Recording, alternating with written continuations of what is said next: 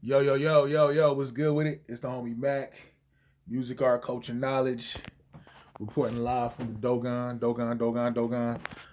You know what it is. Peace and love to all. Um, this is a session of Mac Minutes.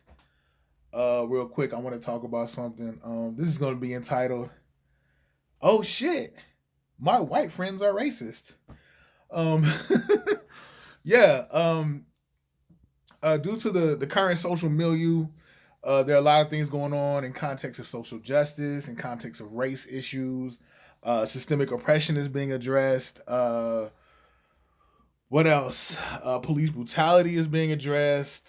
Due to this COVID-19 situation, a lot of social disparities are becoming acknowledged, and I know a lot of my friends.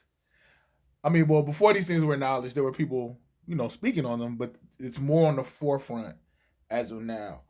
And interestingly enough, I've lost a lot of friends. Well, I don't know if they were really ever friends. I mean, I got white friends, I guess, but some of these white people I'm speaking of, they've unfriended me, unfollowed me, left some scathing remarks.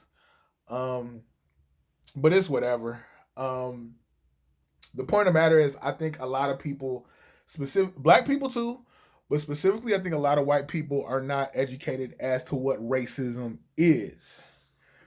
A lot of people link racism strictly to a moral issue, or yeah, they link it more to like a moral issue when they don't realize racism is really more of an economic issue, more of an issue of power. Power. What is power? Power is the means by which you can uh, compel someone or make them line up to your will or your agenda. That is power. Uh, Huey Newton is quoted as saying that power is the ability to define phenomena and make it act in a desired manner. So when we talk about racism, we're talking about power, the ability to control all things politically, economically, socially. We know racism. A lot of people just want to say, "Oh, racism. That's just you believing that you're superior. You believe that your race is superior and other races are deficient and that they're beneath you." Um, yeah, you could say that by definition, but the racism itself goes beyond just, oh, I think you're inferior. It goes a step further. It goes to systemic issues. It goes to literally being able to control how someone perceives themselves, how someone defines themselves, how someone moves about economically, socially, politically. Racism speaks to what to literally being able to control somebody's reality economically, politically, socially. Um, and I think a lot of times what people, I think they stop at the bigotry of it. They stop at the prejudice. They stop at the implicit bias, and they think, well, anybody can feel that. And it's like, yeah, but racism again, it goes beyond. Uh, it goes beyond being morally bankrupt. It goes into having power, economic power, systemic power. What's an example, Maurice? What can you say? Well, the fact of the matter is, look, black people, we make up 13% of this country's population, so they say. And we make up well over 50% of the prison population. Why is that? Oh, well, Maurice, it's just about poverty. It's just, people who are poor, they tend to commit more crimes. Yeah, but there's more impoverished white people in America than black people. So that lets you know when you're dealing with black people, you're dealing with a targeted group, you know? And the thing is, this country functions off of failure. Capitalism, our economic infrastructure cannot work without an impoverished and criminalized group of people. There has to be a permanent bottom caste. There has to be a group of people who are uh, pretty much, they function at the behest of the ruling class economically. And it just so happens, we know economics always have racial implications. And we know, like, look, what they say, the average black household is worth $1,700, while as opposed to the average white household is over $117,000.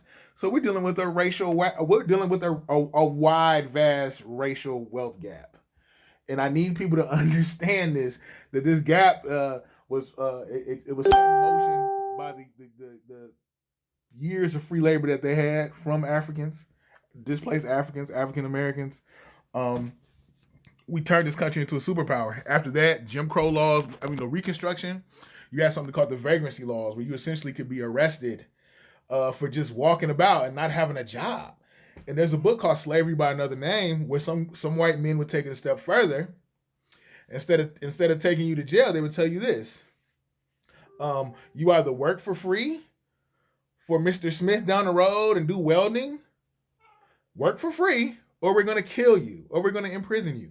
So you had generations of black men literally working for free to secure their freedom or to even sustain their lives, And this needs to be acknowledged, And it's like this whole time, black people, we've been running this race with one leg, with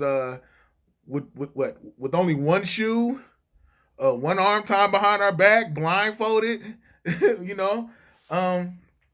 But yeah, so I just don't have time for a lot of white people who are saying they feel like, oh, they're targeted and, the world is against them. No, you guys have set up a system in place where, based off of your race, you're more privy to certain things. Like, black people have been systemically cut off from housing, redlining.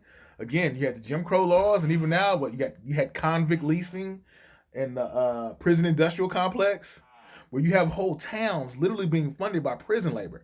And this is why I don't support Kamala Harris, because I think she went as far to say, I know she went as far to say that they need to imprison nonviolent drug offenders because they are an invaluable source of prison labor. I can't get behind that. I'm sorry. I know y'all don't like Trump, and Kamala went to Howard. That's all well and good, but I can't get behind that. I can't get behind any woman who would say something like that, black or white, or whatever racial, creed, color, whatever. But yeah, my thing is this: I'm over the victim blaming. I'm over the victims being blamed. Yeah, there are impoverished white people, but on average, they have more access to resources. On average, a white man without a degree still is more privy to things, privy to more social progress than black degree holding men and black degree holding women. Yes. So again, we're not dealing with a moral issue. We are dealing with, it has moral undertones by proxy. There is a moral concern, but the root of the matter is economics and power. So I need people to confront that. People need to acknowledge that. We need to stop dancing around the subject. No, this is about power. It's about money. It's about resources. And people want to say, well, Maurice, they had the, what was it? I can't remember the name of it. It was I can't think of the name of it right now. It was a bill that was put in place. It'll come to me later after I watch it. It was a bill that was put in place to pretty much right the wrongs of disenfranchisement with hiring. But the main affirmative action, the main benefactors of affirmative action were white women. So yeah, so my thing is this: all my white friends that have unfriended me or that may glance at what I do every now and then, hey, it's whatever. I need you to really educate yourself historically, from a historical and social context. Educate yourself. Ask yourself, why do certain dynamics exist within society? Why are certain people where they are where they are? Why is that? These things don't just exist in a vacuum. It's like Karl Marx's theory on dialectical materialism. The present is a byproduct of the past. There were different dynamics that come into play. Things evolved and shifted and created the reality that we have now. So let's look this up. Let's be honest with ourselves. Let's look at the pathology and study. Let's look at the problem. Let's deconstruct the problem, and let's right the wrongs. I think Mitch McConnell said, America righted its wrongs of slavery by putting Obama in office. Are you serious? Are you serious? We had a black president who wasn't even in favor of reparations. No, that is not righting the wrongs of slavery. I'm sorry. It's not. And my thing is, I hear people say, well, Maurice, slavery was so long ago. No, it wasn't. My grandmother's grandmother was a slave in Mississippi. But anyway, this is a session of Mac Minutes. I'll probably end up speaking on this again at some point. But yeah, signing out from the Dogon. Like, share, comment, subscribe. Subscribe to the YouTube channel, 82 Kings. Peace and love. We out.